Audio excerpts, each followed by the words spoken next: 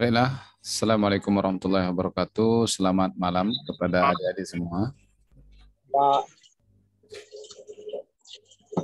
Assalamualaikum Pak. Waalaikumsalam warahmatullahi wabarakatuh. Pak, izin Gimana? sambil kerja ya Pak. Boleh, boleh. Ya, hati-hati. Ya Pak. Ya. Baiklah, bersyukur kita kepada Allah Subhanahu wa taala bisa berjumpa pada kesempatan malam hari ini dalam mata kuliah optimasi operasi sistem tenaga listrik. Pada malam ini kita akan mencoba membahas mengenai economic dispatch untuk mesin-mesin yang digerakkan oleh thermal atau dengan menggunakan bahan bakar misalnya batu bara. Kita izinkan saya men-share screen share kita.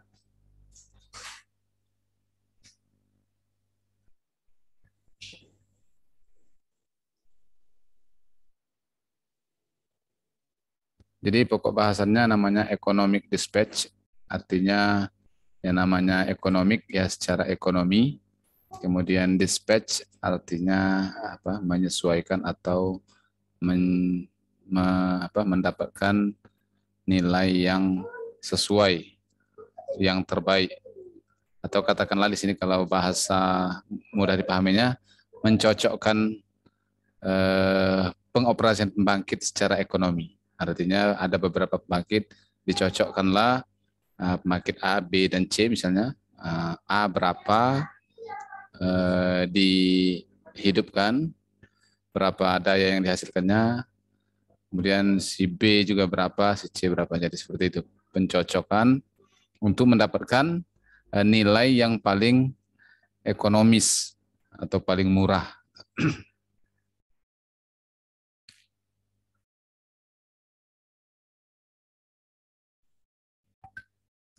Jadi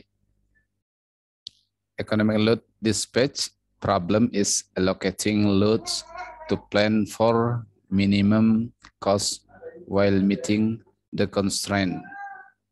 Jadi untuk mendapatkan minimum constraint atau minimum penambahan bahan bakar pada setiap pembangkit tersebut. Jadi kalau ada beberapa pembangkit yang dioperasikan, maka pembagian dari masing-masing pembangkit tersebut untuk melayani bebannya. Besar beban pada suatu sistem tenaga selalu berubah setiap periode waktu tertentu. Sehingga untuk mensuplai beban secara ekonomis, maka perhitungan economic dispatch dilakukan pada setiap besar beban tersebut. Jadi kan beban berubah-ubah. Nah, maka ketika beban berubah-ubah, komposisi daripada pembangkit yang dihidupkan atau yang menghasilkan listrik itu harus juga dirubah untuk mendapatkan nilai yang optimal atau katakanlah minimal dalam hal pengeluaran keuangannya. Jadi ketika beban berubah, maka para pembangkit ini juga harus menyesuaikan berapa dia harus mensuplai listriknya. Ada beberapa metode dalam economic dispatch, antara lain dengan menggunakan faktor pengali, Lagrange atau lambda, kemudian ada iterasi lambda dan base point dan faktor partisipasi. Kita di sini mungkin cuma membahas faktor pengali Lagrange lambda. Jadi ada yang pertama itu faktor pengali Lagrange lambda, kerugian transmisi dan batas generator diabaikan. Jadi tidak ada kerugian yang dicatat di sini. Kemudian dalam ekonomi dispatch ada dua kendala yang harus dipertimbangkan dalam proses komputasinya, yakni batas generator dan rugi-rugi transmisi.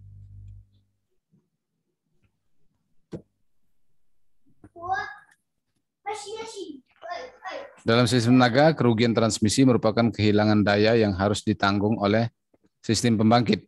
Jadi kerugian transmisi ini merupakan tambahan beban bagi sistem tenaga. Jadi ya namanya sistem tenaga, rugi-rugi daya itu pasti akan ditanggung oleh si pembangkit ya, bukan ini. Selamat malam Pak, maaf telat Pak.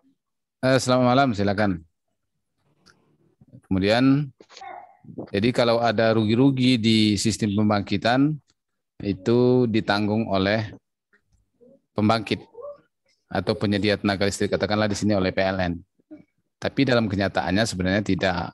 Jadi PLN pun kan pasti membebankan itu juga kepada kita pelanggan. Nah, mereka akan menghitung semua kerugian-kerugian oleh transmisi tadi, kemudian akan memasukkannya dalam komponen perhitungan harga KWH. Untuk perhitungan dengan rugi transmisi diabaikan, yang akan kita bahas pada malam ini.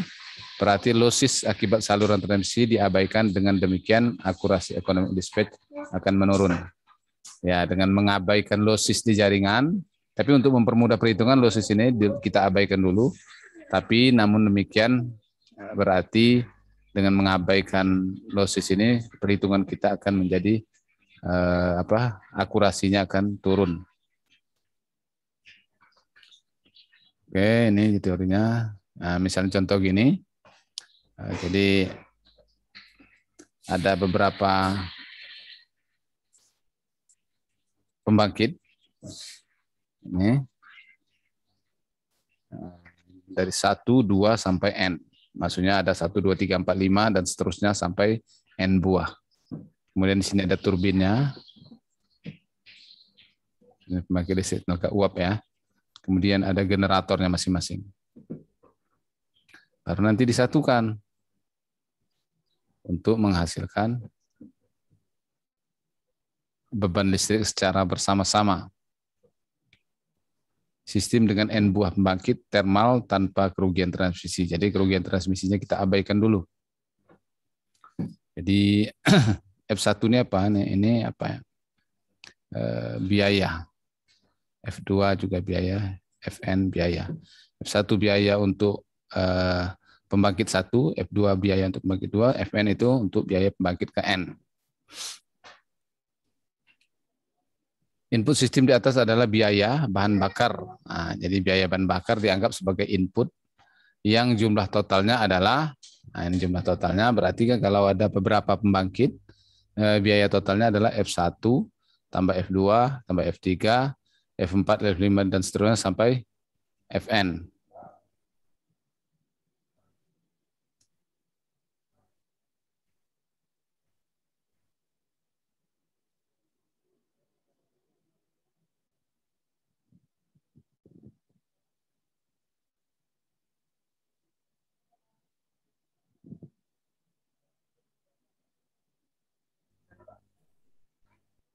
Jadi penjumlahan semua daripada biaya-biaya yang ditanggung oleh pembangkit atau biaya untuk membeli bahan bakarnya, dalam hal ini batu bara ataupun bahan bakar lain lah. Kalau sekarang ada bahan bakar lain untuk boiler itu misalnya dari biomasa gitu kan.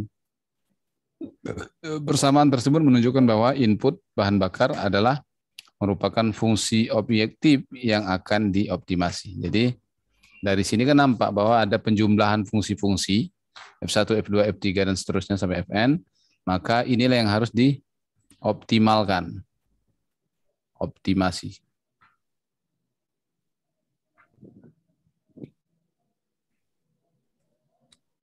Bila beban sistem dinotasikan dengan PR, PR ini artinya beban, P itu daya ya, dari daya aktif, dan rugi transmisi diabaikan, maka jumlah output dari sistem bangkit hanya digunakan untuk melayani PR saja.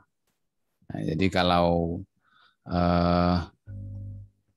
bebannya diabaikan, sebentar, kerugi-ruginya diabaikan, berarti pembangkit itu seluruhnya digunakan untuk beban semua, begitu. Jadi tidak ada yang terbuang dalam rugi-rugi. Untuk perhitungan, mempermudah perhitungan saja ya.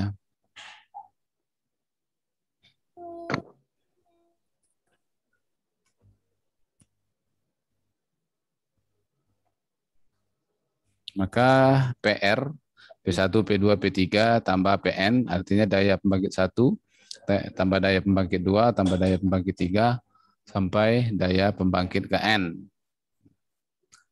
Kemudian berarti PR itu sama dengan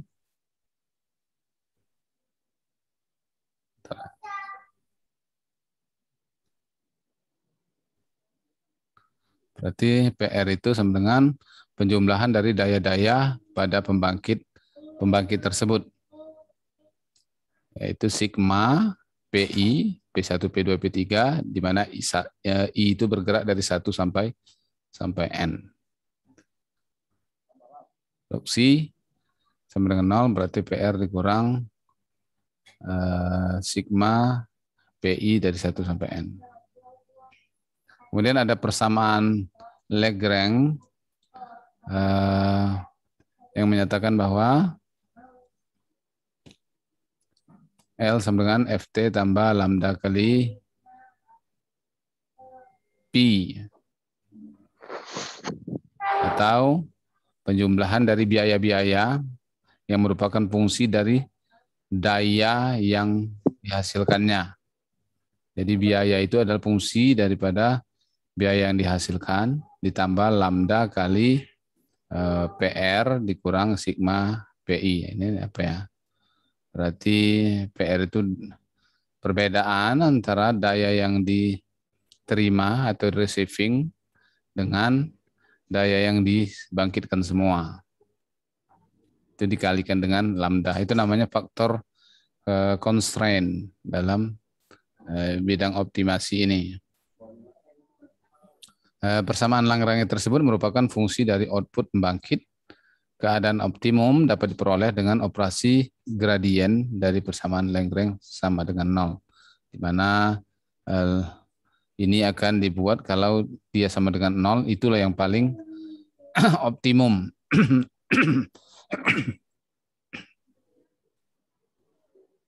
Seperti halnya kita dalam persamaan kuadrat, kita dulu mungkin pernah belajar matematika mengenai kurva persamaan kuadrat.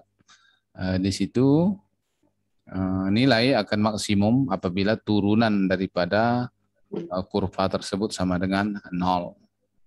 Jadi dia akan maksimum, atau juga dia bisa juga nilainya minimum, tergantung arah daripada kurva tersebut ke bawah atau ke atas. Seperti itu kan dulu di matematika kita pernah mempelajarinya. Nah, di sini juga keadaan optimum akan didapat dengan cara menurunkan fungsi daripada biaya tersebut sehingga dia sama dengan 0.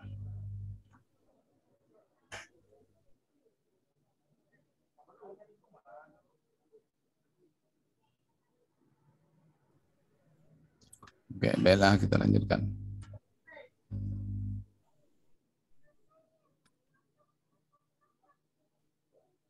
Ini rumusannya. Oke lah, ini rumusannya. Persamaan ini menunjukkan bahwa kondisi optimum dapat dicapai bila incremental fuel cost setiap pembangkit adalah sama. Artinya penambahan biaya pada pembangkit-pembangkit itu sama, maka dia akan optimum. Kemudian kondisi optimum tersebut tentunya diperlukan persamaan pembatas atau constraint, yaitu daya output dari setiap unit pembangkit harus lebih besar atau sama dengan daya outputnya. Oke, itu teorinya. Sekarang kita langsung aja ya masuk ke contohnya. Ini juga nanti akan langsung kita praktekkan saja contohnya. Jadi contohnya ada 3 unit pembangkit. Jadi 3 unit, 1, 2, dan 3. Jadi pembangkit 1, 2, dan 3. Kemudian kita melihat kurva input outputnya. Ini adalah persamaan daripada generator itu. Generator, pembangkit. Persamaan dari pembangkit itu. Yang sini menceritakan bahwa sejauh mana input itu yang merupakan fungsi daripada daya yang dihasilkannya. Ini tadi yang dikatakan bahwa fungsi daripada daya yang dihasilkan atau P. Kemudian, nah, jadi ini ketiga genset ini beda, ketiga pembangkit ini beda persamaannya. Ada yang 510 tambah 7,2 P1 tambah 0,00142 P1 kuadrat. Kemudian yang kedua itu 310 tambah 7,85 P1 tambah 0,00194 P2 kuadrat. Mohon maaf. Mohon maaf di sini salah ya, ini P2 seharusnya. Sini juga P3. Kemudian P minimum dalam watt. P minimum ini artinya daya minimal yang dihasilkannya. Jadi sebuah pembangkit itu ada daya minimal yang dihasilkan itu. Tidak bisa sama dengan nol, ya kan? Ya, bisa pembangkit itu menghasilkan daya sama dengan nol. Asal sudah diputar, dia sudah menghasilkan daya. Nah, itulah daya minimalnya itu. Misalnya ini 150 watt, 100 watt, 50 watt. Kemudian daya maksimum yang dihasilkannya 600, 400, dan 200 misalnya kan. Maksimalnya daripada pada pembangkit-pembangkit itu. Ini nggak dibiayai, jangan dikasih duit aku ya kan. Ini dikasih duit lagi aku 20. Itu ada timbul rasa curiga. Siapa itu? Suara siapa itu?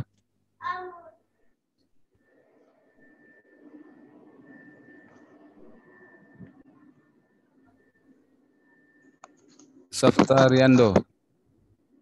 Deli Ananda.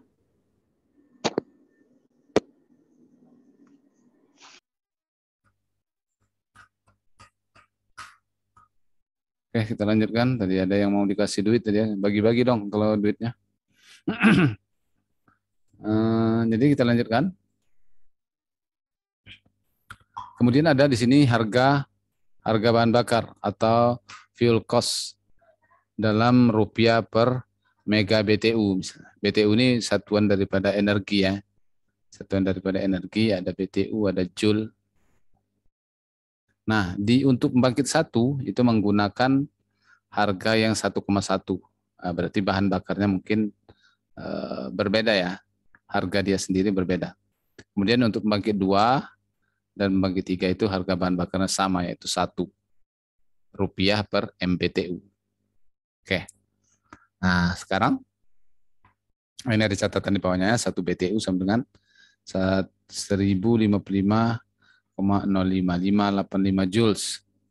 Kemudian MBTU itu kepanjangan dari Million British Thermal Unit. BTU itu British Thermal Unit, satuan thermal untuk British. Kemudian dari ketiga pembangkit tersebut ditanya berapa daya optimal yang harus dikirimkan oleh masing-masing pembangkit jika beban total 850 megawatt. 800 megawatt. Kalau menurut perkiraan kita, kalau ada beban 850 megawatt, dia masih sanggup ya. Kenapa? Karena maksimumnya itu kalau dijumlahkan itu sama dengan 1.200 mega. Kalau ini 300.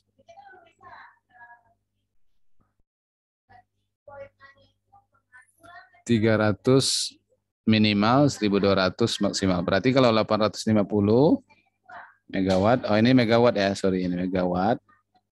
850 megawatt masih di bawah 1.200 pasti dia masih sanggup. Nah sekarang masing-masing pembangkit itu berapa yang dihasilkannya? Apakah dibagi 3, 850 ini misalnya 850 dibagi 3. Langsung dibagi 3 semua sehingga hasilnya sama.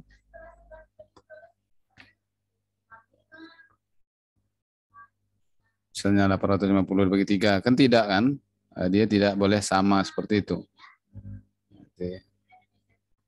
850 bagi 3. 283 semua. sama dengan 283. Kan nggak bisa. 283. Yang pembangkit nomor 3 ini maksimumnya 200. Maksimumnya 200. Jadi nggak cukup. Nah, jadi nggak bisa dibagi rata, langsung dibagi 3. Oke, caranya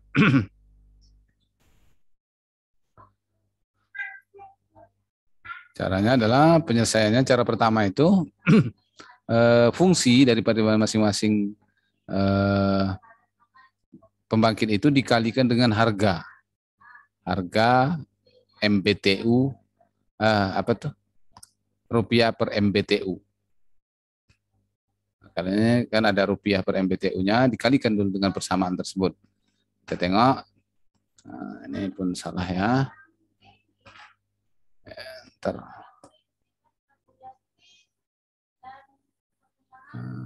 Ini.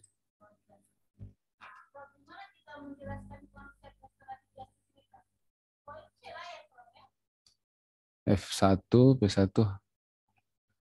Nah, ini jadi F1 kali P1 sama dengan persamaan tadi H1 yang merupakan fungsi P1 dikalikan dengan 1,1 sehingga hasilnya ini sama.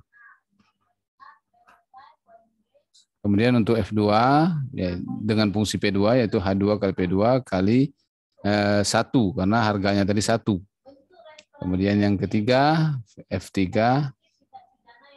fungsi P3 H3 kali P3 kali 1 sama dengan tetap karena dia dikalikan dengan 1. Kemudian, nah baru kita tadi kan ada pernyataannya bahwa untuk mendapatkan nilai optimal itu maka dia harus diferensialkan atau diturunkan. Ini diturunkan namanya, diferensialkan. DF1 per DP1. Jadi fungsi biaya pada pembangkit 1 diturunkan terhadap P1, maka hasilnya adalah tadi 7,92 tambah 0,003124 P1. Itu disamakan dengan lambda. Samakan dengan lambda sehingga didapatkan P1 ini sama dengan lambda. Ini tinggal ditukar aja ya. P1 untuk mendapatkan P1 ini sama dengan lambda dikurang yang ini 7,92 dibagi dengan bilangan ini. Nah, 0,031. Begitu juga untuk persamaan yang kedua 7, diturunkan DF2 terhadap DP2 maka 7,85 tambah 0,00388 P2 sama dengan lambda sehingga P2 sama dengan lambda dikurang 7,85 dibagi 0,00388. Begitu juga dengan yang ketiga, pembangkit yang ketiga.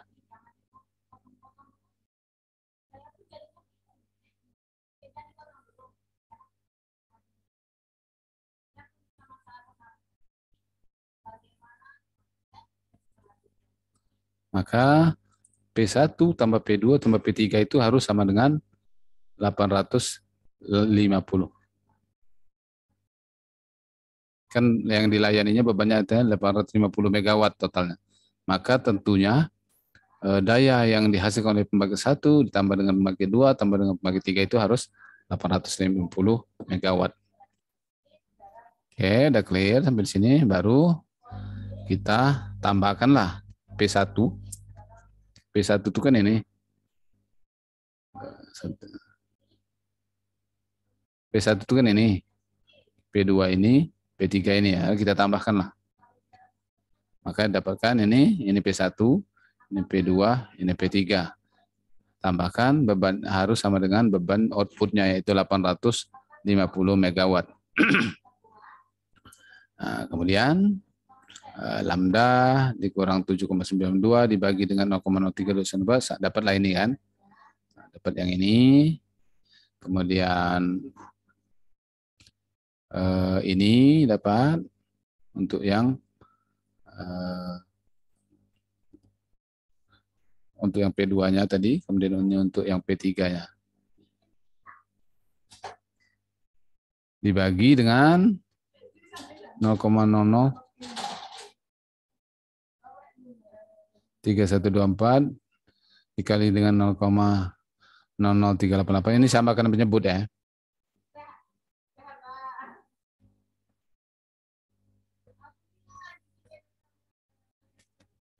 Kemudian hasilnya sama dengan 850.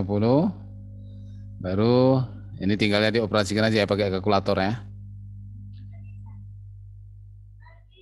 Kalkulator.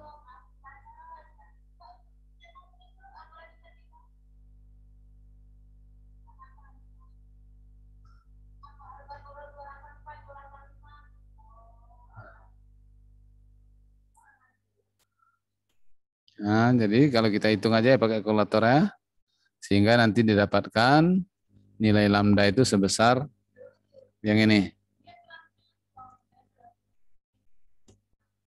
Nah, jadi ini lambdanya sama dengan 9,149. Baru kita masukkanlah nilai 9,149 ini.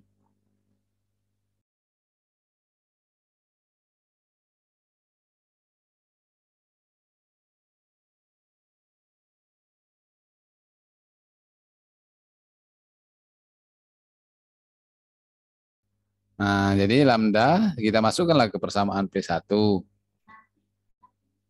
P2, P3.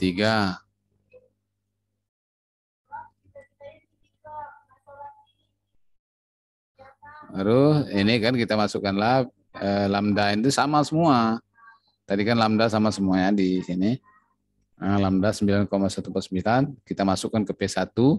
Lambda dikurang 7,92. Berarti 9,149 dikurang 7,92 dibagi dengan 0,003124. Oke.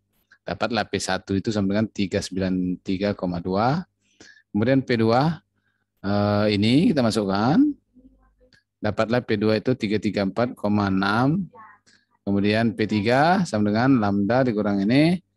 Dapat ini hasilnya P3 itu sama dengan 122,2 megawatt. Jadi dari sini cara melihatnya itu sebenarnya kita masih gampang di sini ya. Artinya dengan melihat P1 ini masih dalam ringnya atau tidak. Tadi kan ringnya dari maksimalnya adalah 600. Yang ini maksimalnya 400, sementara ini masih 334. Yang ini 200 tadi, masih di dalam ring daya antara daya minimal dengan daya maksimalnya. Berarti ini masih dibolehkan. Maka inilah dia P1 membangkitkan 393,2, P2 334,6, P3 itu 122,2 megawatt. Jadi nggak sama, nggak seperti dibagi 3 langsung. Gitu.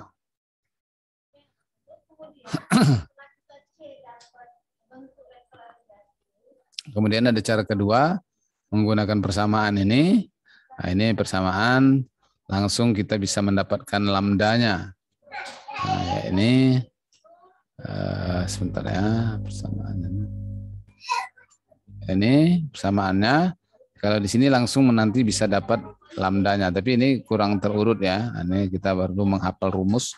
Padahal sebenarnya kita kalau dikerjakan seperti ini, kita lebih paham kenapa lambdanya bisa dapat demikian. Memang ini lebih singkat, tapi dia perlu menghafal rumus. Kemudian proses selanjutnya sama dengan cara pertama, yaitu substitusikan lambda ke persamaan 1. Setelah dapat, maka didapatkan seperti tadi juga. Ini cara yang kedua tadi menghasilkan sama juga nilainya. Nah, ini ada contoh. Untuk yang kedua, berapa daya optimal yang harus dikirimkan oleh masing-masing pembangkit. Nah, ini contohnya ya. Apabila harganya itu yang pembangkit 1 itu 0,9, pembangkit 2 dan 3 itu tetap 1 dan 1 sama dengan 1.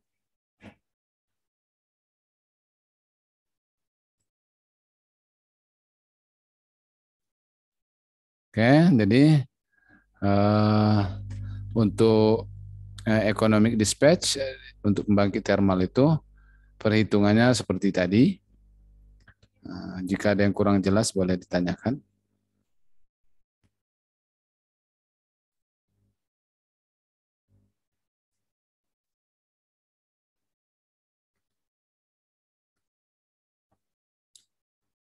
Ada juga kalau kita sebentar saya buka MATLAB, misal dengan program itu tentunya tidak kita tidak perlu menghitungi lambat seperti itu.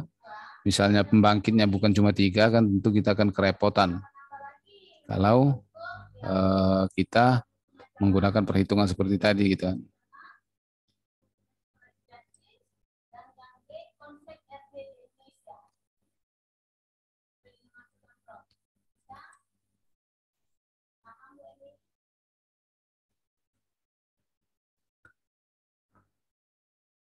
Jadi bisa juga dengan menggunakan program atau MATLAB.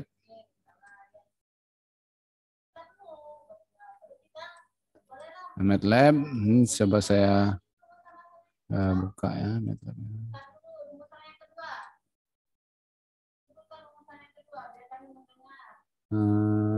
Oh ini dia MATLAB-nya. Sudah nampak ya MATLAB-nya? Mudah-mudahan sudah nampak. Saya akan buka programnya.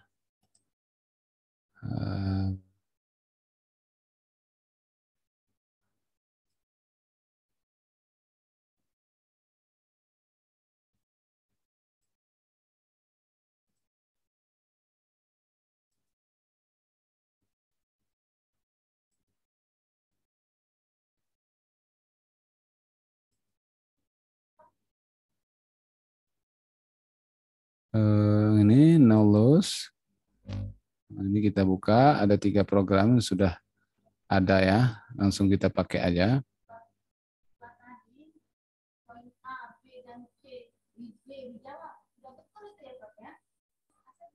Sebentar ya, ada kesalahan.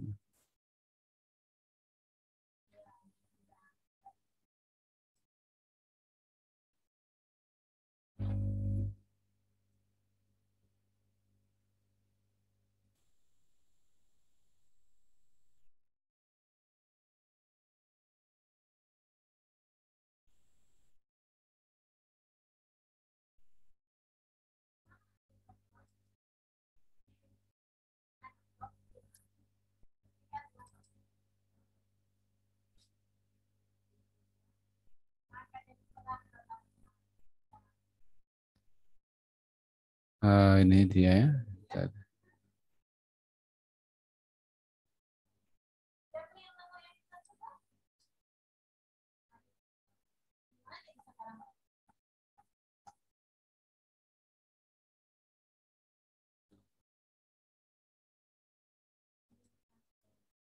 Nah, jadi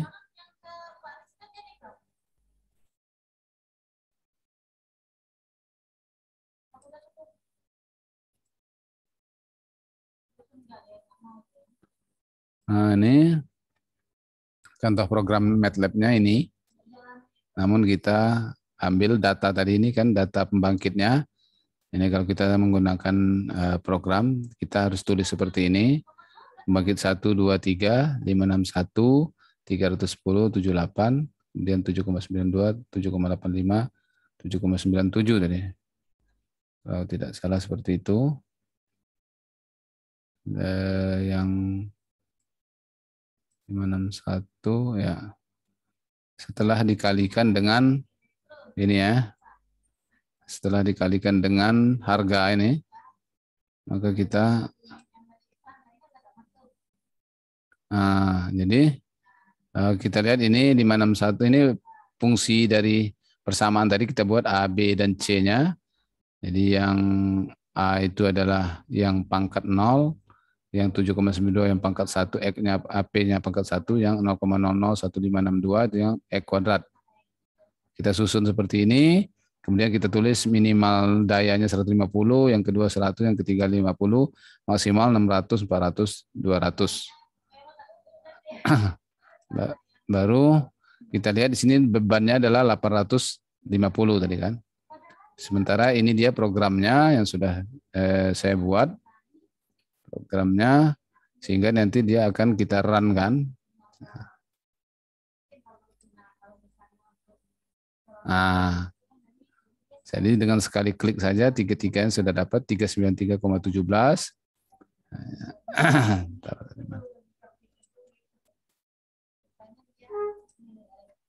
Nah, tadi dapat 393,2.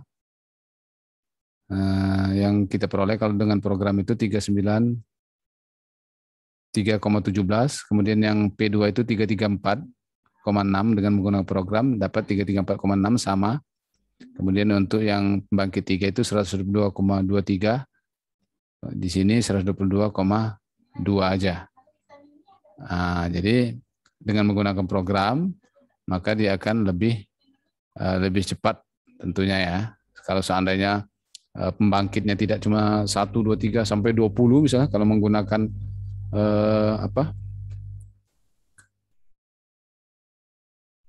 menggunakan manual tentunya akan lebih repot ya, akan lebih banyak.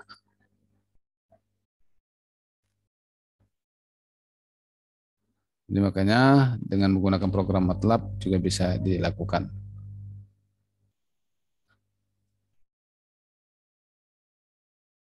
Jadi coba ini sebagai tugas yang harus Anda kerjakan ini untuk Anda buat seperti tadi cara mengerjakannya. Nampak nih di layar nih, contoh nomor 2.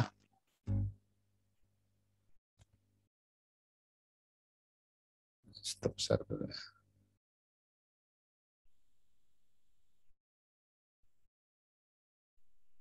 Nah, ini contoh nomor 2 ini ya, tolong Anda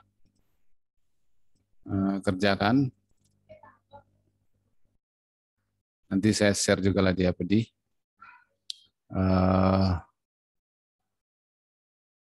ini beban yang dilayaninya, beban yang dilayani, kemudian juga 850 megawatt juga. Ini megawatt ya.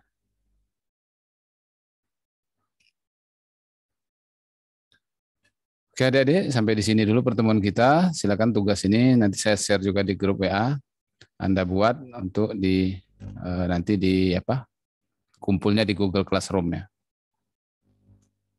Oke, terima kasih atas perhatiannya. Mohon maaf atas kekurangannya.